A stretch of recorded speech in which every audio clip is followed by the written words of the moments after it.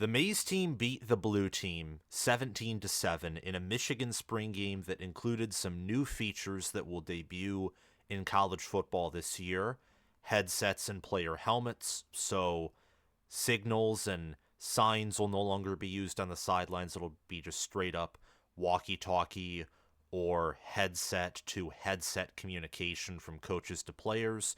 Michigan had 12-minute quarters. Thankfully, that's not going to become the norm in college football. They'll still be 15.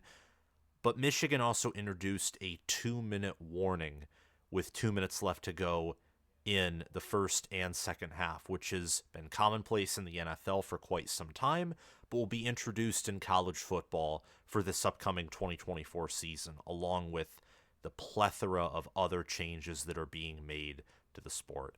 I don't know if I like the 2-minute warning. I feel like that's something similar to the 1 foot in bounds rule for catches in college. That's something small, but at the same time something that differentiates the college game from the NFL game.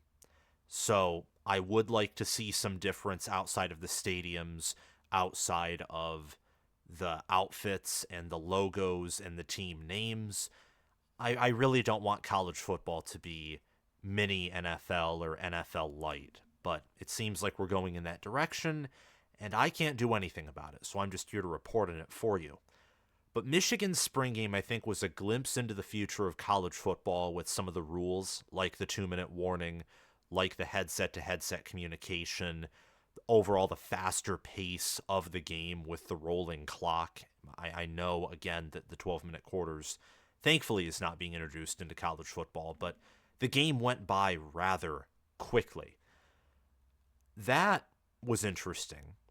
But what was more interesting, in my opinion, was the fact that Michigan has so many questions that I think can be fairly answered in a positive light or a negative light. Take the quarterback position, for example. I expected it to be a game of Alex Orji and his legs and his athleticism and his high ceiling as a passer versus Jaden Denegal, who I had heard from different people inside the program to be someone to keep an eye on and that he was an improved player in the passing department. Instead, what we witnessed in the spring game that took place on Saturday, April 20th, was Alex Orji battling it out with Davis Warren, who was a scout team quarterback last season. And Davis Warren looked like the superior passer. Orji, I still think, obviously had the higher ceiling, taller, bigger, faster, but the passing mechanics just aren't there yet. They still have work to do. That staff does with Orji and passing the football. He looks like he could be a beast and someone who, with a good offensive line, with Donovan Edwards hitting at full stride, and with receivers and tight ends who can block and a defense that can give him multiple opportunities at drives, Orji looks like a quarterback that has the requirements and the non-negotiables and the skills to run for 1,000 yards in a season. But that's if many other position groups and things with question marks go right. And there's a lot of variability there in whether he can pass the football or whether he is someone where you see him in the Wildcat, you see him with read options, with designed runs, but when he passes the football, the staff is trying to make sure that his first read is wide open, if you get what I'm saying. Davis Warren looked like an experienced passer, great touch on the football, good accuracy, good decision-making. He doesn't have the same athleticism, and if he gets hit a few times given his frame, he isn't going to bounce back in the same way that Orji would. Orji can definitely take a few punches and still come out on top and being healthy. Although he was limping toward the end of the game on that final drive where he did get sacked, but it looked like he was going to run in for a touchdown toward the end. He was limping into the end zone. So hopefully he's healthy. I really like Alex Orji. I have been honest and open on this channel in the fact that I love dual threat quarterbacks. I love athletic quarterbacks. But there is a battle there to be had. There absolutely is a battle. And speaking of Jaden Denegal, who I mentioned earlier, he looked about the same as Orji in the passing game department, except he has none of the athleticism on the ground. I mean, Orji, even if he is just an average or below average passer, you can still run him. And if Michigan has an elite offensive line, which the trenches looked good on both sides of the football yesterday, and their receivers can block, their receivers can maybe compensate for some of Orji's inaccuracies or inconsistencies, assuming he doesn't fix those in the next coming months, the worst case scenario, Michigan's offense can still be good. They will just be masking, in this case, their lone or one of their few weaknesses on that side of the ball. But that's giving the staff, Kurt Campbell, Sharon Moore, Grant Newsome, Tony Alford, and much of Michigan's offensive roster more benefit of the doubt than I would typically give any other offense at any other school. So we will just have to wait and see until the fall when we will get the full picture, the complete picture of Michigan's offense and how they perform on the field. I myself know that I'm more confident, and I'm sure most of you watching this video are more confident in Michigan's defense and their capabilities and their average level of play, but we'll dive into that throughout this video. And I want to continue talking about the offense before we move on to the defense, because the offense has questions, and a lot more questions, I think, than the defense does. The starting defense, I think, is pretty set, and they looked anywhere from great to elite on that side of the football, looking at their starters and even some of their backups. The offense has questions everywhere, except for one area. That's the offensive line. Now, the offensive line has a question in the sense of a neutral or good tone. A neutral question would be, what's this offensive line's ceiling and floor? Because I think the average level of play from what I saw is pretty good. What we want to know is if they're banged up, can they still play at a high level, and what's their ceiling? Is the ceiling of this offensive line a Joe Moore Award elite caliber offensive line like we saw at Michigan in 2022 or last year in the college football playoff? Is it like last season's regular season offensive line, or Michigan's in the playoff against TCU, where it's good, maybe great at times, but it just doesn't have that elite dominant edge to it? Is it like Michigan's in 2021? Is it like another offensive line that's unlike Michigan O-lines in the past, but is still good, is still plays at a high level, and is fast, athletic, powerful, tough, and deep? Michigan has several juniors and seniors both starting and backing up the starters on the offensive line. Their two deep is very experienced. Amir Herring and Andrew Gentry are two players, the only two players in the 10 two deep on Michigan's offensive line that are redshirt sophomores or younger. So this offensive line is still experienced despite losing 6 players from last year's trench. And I thought they looked good, opening up holes. They were able to give Edwards easy routes, and Edwards read his... He read the field better. I mean, he wasn't impatient in making cuts. He made the proper cuts, the right moves. He had good acceleration. There were a few plays where if he wasn't caught up from behind by Michigan's great tackling on defense, he could have burst into the end zone or had a 20-plus yard gain. Michigan's defense, again, we'll get into this in a few minutes, just overall great performance. And it was a defensively dominant game. That's why only 24 total points were scored. Edwards looked like an NFL running back. He did not get many snaps after playing in the first half. He was rarely seen, if at all, in the second half. And I was impressed with his performance. He's bigger than he was last year. He's definitely added some weight, some muscle. He looked like he was more able to, or more easily able to, fall forward for extra yards, was more willing to put his head down. if Edwards can be both a speed and space back, but also have that power ability, then he could not just be the best running back in the Big Ten, but the best running back in the country. Blake Corum showed parts of that in 2021 and 2022 when he was healthy.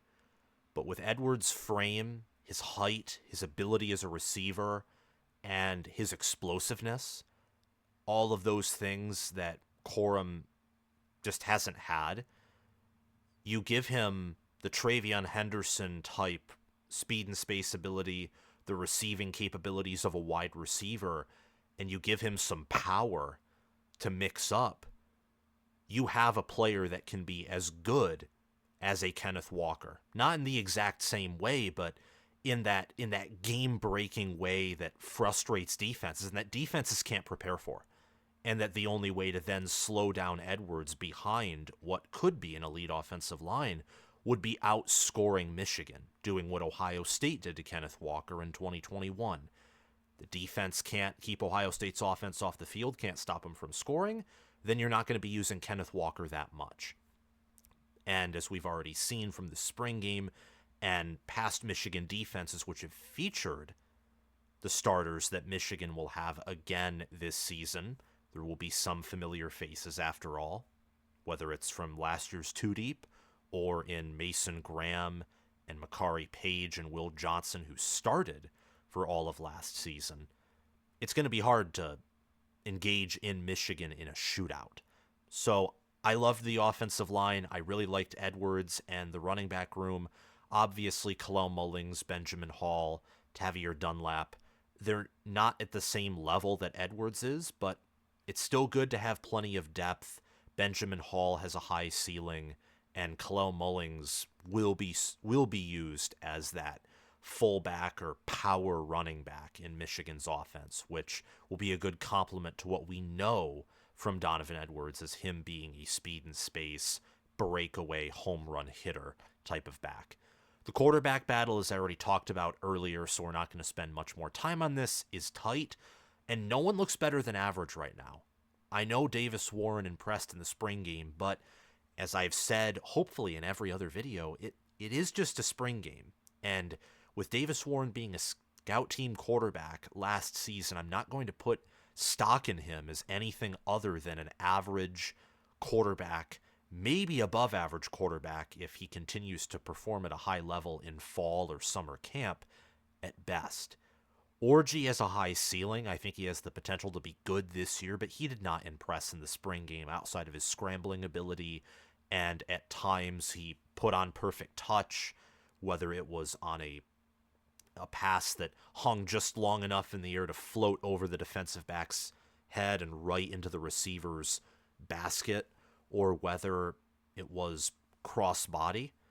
He had some high ceiling moments, some moments where he looks like a good passer, but there were also moments where first read, tight end coming out of the backfield, and he throws it nearly a yard behind the tight end and it's dropped. That was his first pass of the game. Didn't look very good. And there were other moments where he was inaccurate too. So that battle is certainly tight. Tight end with Colston Loveland and Max Bredesen.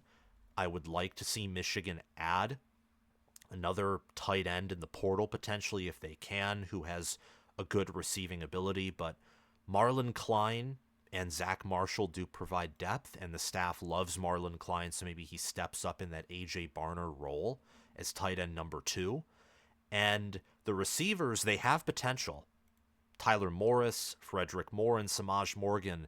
I do think that that is an underrated starting 3 receivers. The problem is they don't have any depth behind Peyton O'Leary, Kendrick Bell, and Amarian Stewart. They only have, I think, 6 scholarship receivers right now. So Michigan needs to pick up receivers in the portal, whether that's Penn State's Keandre Lambert-Smith or go after Houston's Sam Brown, who are highly rated receivers in the portal.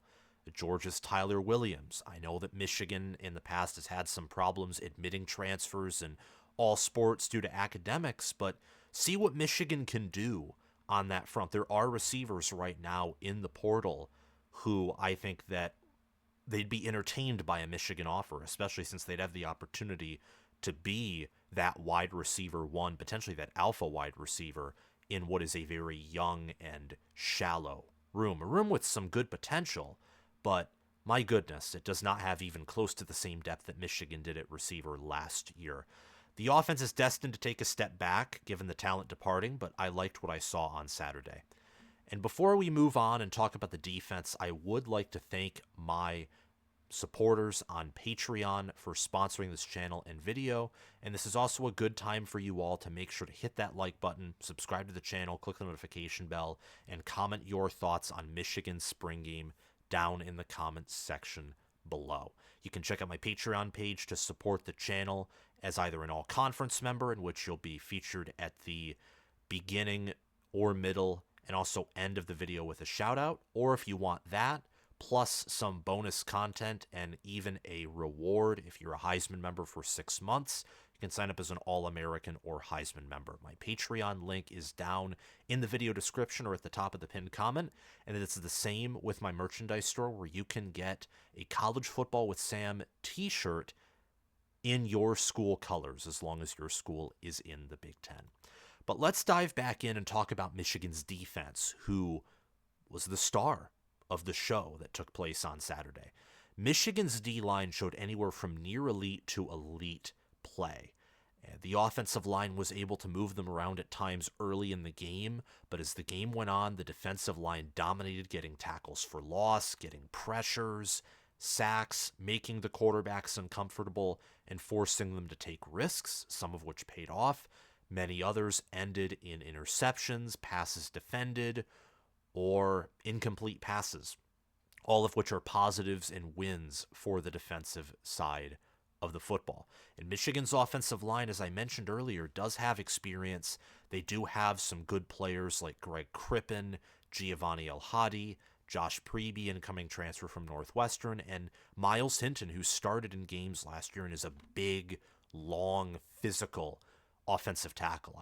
I think there's a great chance that Hinton takes strides this season and is one of the best offensive linemen in the Big Ten and in the country. And that would be handy to have one of your best, if not your best, offensive linemen at tackle, protecting the quarterback and helping Edwards in the explosive run game, especially when your quarterbacks are going to be new and they won't have any career starts to work off of.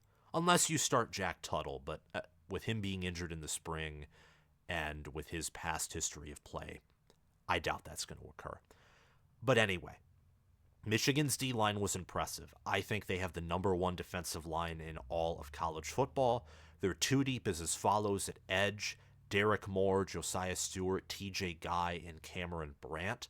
All of them are juniors or older outside of Brandt, who is a true sophomore. And at defensive tackle, Kenneth Grant, Mason Graham, Rayshawn Benny, and Ike Owuna. All of them are juniors or redshirt juniors, which means they're a year older. So very experienced in both the defensive end and defensive tackle groups. And defensive tackle, Michigan has what I can't say any other team off the top of my head outside of Ohio State right now has. Maybe Alabama, maybe Penn State, because Alabama and Penn State returned basically their entire defensive tackle core from last year. Maybe Georgia. You can never count out Georgia with the talent they have on defense, how they recruit and develop, but last year's interior defense was not a strong point for Georgia, and you can see that in how their defense in 21 and 22 was electric and elite against the run. And last year it was just above average or good facing a weak schedule. I mean, Missouri and Cody Schrader were able to run the ball on Georgia much easier than they were able to run on, let's say, Ohio State. And Ohio State had no offense in that Cotton Bowl. Georgia had one of the best offenses in the country. Michigan and Ohio State have elite interior players with high ceilings who could be day one, day two NFL draft picks, who likely will. I would give the edge to Michigan to have the number one defensive tackle unit, number one interior defense in the country, potentially by a mile. And that's even losing Chris Jenkins and depth player Cam Good, and at defensive end losing Jalen Harrell and Braden McGregor. This is the number one defensive line in the country, and it's very impressive what Michigan has built in the trenches, not just on offense, but on defense as well. Again, stopping the run, getting tackles for loss and pressures. They dominated, and they won the line of scrimmage against the offensive line, despite the offensive line, I think, having an overall good performance. I was also impressed with the pursuit of the linebackers, and the defensive backs were aggressive. At times they were pressing, other times they read the offense perfectly like a book. There were moments of inconsistency, and with the depth at linebacker and defensive back, I think there are concerns. But Ernest Hausman and Zeke Berry, who were young players last year, Hausman got a lot of playing time. Berry's playing time was very limited in a deep secondary. These two players are ones to look out for. They are stars. And the starting defense overall could be the best in college football. But at linebacker and defensive back, there are depth concerns. I'm curious to see if Jaden Hood and Jimmy Rolder can be key contributors in the fall, besides starters Jayshon Barham and Ernest Hausman. And at defensive back, Jair Hill right now is projected as the starting corner, is one of the starting corners, and he's a redshirt freshman. He'll be opposite of Will Johnson. Jaden McBurrows, I thought, looked good at nickelback. Makari Page at strong safety, Zeke Berry at free safety, and then Quentin Johnson backing them up at safety. And also look out for Brandon Hillman. There are a variety of good players for Michigan in the two deep at both secondary and linebacker, but I don't think good will be enough in the two deep to have the number one defense in the country, because Georgia churns out talent every single year, and they return Mykel Williams, they return Malachi Starks, and other players. And Ohio State has an impressive two deep that is unmatched nationally in the secondary. And if Michigan wants to win the Big Ten again, if they want to chase championships, they're going to have depth, and not just solid depth. They're going to have elite depth where if injuries occur, the next man can step up and do nearly the same job that the starter in front of him did. And I don't know if Michigan has that depth, and right now I would say I don't think they do at linebacker and defensive back. So I would expect Michigan to pursue transfers at secondary. I don't know if they'll do the same at linebacker, but I hope they do at secondary, and I think they will, just like how it's pretty clear that they will at wide receiver. Overall, Michigan only returns 36% of their production from 2023, and yet despite that, they're fifth in preseason SP Plus rankings. They will probably be top 5 in my potential power rankings when they come out sometime this summer. When will they? I don't exactly know, but I'm working on that. And I'm pretty confident based off of my assessment of Michigan and where I have them rated in my Big Ten position rankings that I released in my Big Ten predictions video. I'm fairly confident they'll be top 5 in potential power. And I have them in my preseason top 5 as well. I haven't released a top 25 yet. I'm going to wait to do that until after the portal window closes. But if things stay consistent on Michigan's roster and it doesn't look like Michigan is going to be losing anyone important to the transfer portal, they will remain there, and you'll see where I have them ranked. The Wolverines need to bring in several transfer players to add depth and competition. And while the offense needs work, I do think that the ground game will remain a strength of this team. I think the offensive line will be similar to last year's offensive line play. And that might sound insane with 6 players leaving, but I'm talking about last season's regular season offensive line. I'm not talking about the playoff offensive line. Last year's offensive line for Michigan had a ceiling and an edge to them that didn't fully come together until the college football playoff. And that was despite Zach Zinner being injured. In that Washington game and in that game against Alabama, where they faced a Washington defense that had strengths on the defensive line and an Alabama defense that was just vicious at getting after the passer, despite previously having tackle concerns, Michigan shut down Dallas Turner and they ran all over Washington. They ran for over 300 yards.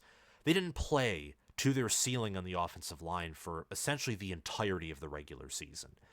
And I do think that while the ceiling of this offensive line will be lowered, there's a good chance that the average level of play, just given the experience on this offensive line and the fact that Greg Crippen, Giovanni El-Hadi, and Miles Hinton, 3 out of the 5 projected starters, have previous starting experience, I think that will help the offensive line take baby steps back or maybe fall down 1 or 2 steps of stairs rather than falling down a whole flight of stairs. Defensively, I think Michigan's set at defensive line. This will be a defense that is better at stopping the run than stopping the pass, which last year's statistics would tell you it was the opposite, but that was because Michigan didn't blitz a ton. And while they didn't play as wide as Ohio State on the defensive line in technique, they didn't play tight either. I don't remember Michigan using bear formation a lot last year on the defensive line, like let's say a Purdue did with Ryan Walters. They used bear formation repeatedly, and it was annoying against Michigan in that first game of November last year. It was a win, and it was a dominant win, but it was frustrating watching Michigan just run into that formation over and over again, and they just couldn't stop it. Purdue this year, I said this in my reaction to their spring game and kind of a season review combined with that, they might have great trench play this year. Pay attention to Purdue in the trenches. But Michigan should be good both offensively and defensively in being physical, stout, getting penetration, and attacking in the trenches and on the lines of scrimmage. The only clear weakness of this team right now is quarterback, I think. I think quarterback has that ceiling right now of above average or best case scenario, which I'm not going to give into, even though the fan part of me wants to. The best case scenario is Michigan gets good quarterback play, like barely top 25 quarterback play. That's the best case scenario right now. And more likely than not, it's just going to be average or above average quarterback play. This might be the worst Michigan quarterback play, particularly in the passing game department, since Joe Milton in 2020. And that was awful. Now, if you factor in the run game and Orji plays up to his potential in the ground game, maybe all Michigan needs to win the Big Ten again is to have elite trenches, which it seems like they have or certainly have the potential to have, and combined with his athleticism, the run game, and the stout defense they'll have, they can maybe get away with winning the Big Ten again, especially since they host Oregon. And this is a non-conference game, but it still helps for getting a high ranking in the playoff. They host Texas at home, and they've matched up well with Ohio State and beaten them in the past, specifically 2021 and even 2022, without having a quarterback who played at an elite level throughout the regular season. But quarterback, that's a weakness. It can be cloaked schematically, but just know that if you cloak weaknesses at quarterback rather than fixing them, you're not winning the national championship. You're not going through the college football playoff and making a deep run, especially now that you have to play at minimum 3 games and 4 if you don't win your conference to win the national championship. I think the Wolverines have to start off the year strong. They have to beat Texas. I think Oregon and Ohio State are not just better than Texas, they have a higher ceiling and I think are much better than Texas, particularly on defense. If Michigan wants to win the Big Ten, and if they want to guarantee a college football playoff berth, they have to beat Texas in week 2. And it's much easier, I think, than people expect. Texas is not good on the interior. Arch Manning, good player. I have not watched Texas's spring game, but Texas's secondary was awful last year, and there's no way that it's becoming this top 25 unit from this previous season to this season. They don't have good enough, I think, development there, and they didn't completely overhaul the secondary with transfers either, at least transfers that are great. So that, combined with losing Sweat and Murphy at defensive tackle, I think opens up an opportunity for Michigan to run all over Texas's defense, control the game, and Michigan's defense, I'm fascinated to see how their D-line matches up with Texas's offensive line. But that's all I have to say in this video. Thank you all so much for watching. I want to give a special shout out to my Patreon members. Thanks to Crash2488 for sponsoring this video and channel as a Heisman member. Thanks to Spencer Bringhurst, Chris Lane, and Connor Little O for sponsoring this video as All-American members. Connor Little OH, pardon me, and OHIO to you. And thanks to Will Loftus, John Lynn, Roaming Gnome, Matthew Sale, Austin Christmas, and Janisha Cockrell for sponsoring this channel and video as all conference members. Have a great day, guys, and I will see you all soon. Bye-bye.